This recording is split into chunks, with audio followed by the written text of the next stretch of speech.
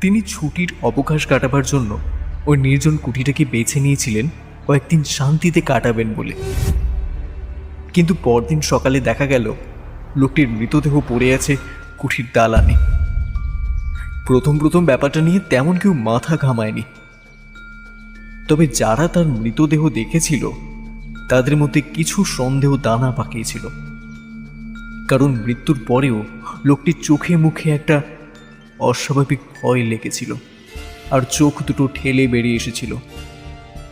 কিন্তু পরে, মানে বেশ কিছুদিন পর, আরেকজন সৈনিক ধরনের লোক সেই বাড়িতে এসেছিল রাত কাটাতে। লোকটি ছিল অসম্ভব সাহসী।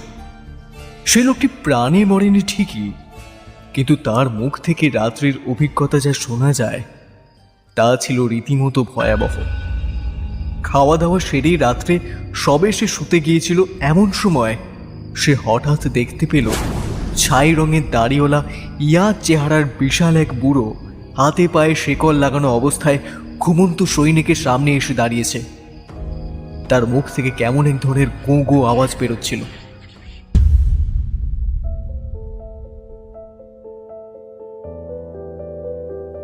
মাস চারেক কোনো গল্প না আনতে পারায় সত্যিই আমরা খুবই দুঃখিত। তাই আবারও নিজের দমের ট্যাঙ্কিটা ফুল করে নিয়ে চলে এসেছি তোমাদের কাছে। খুব তাড়াতাড়ি আসছে একটা নতুন গল্প।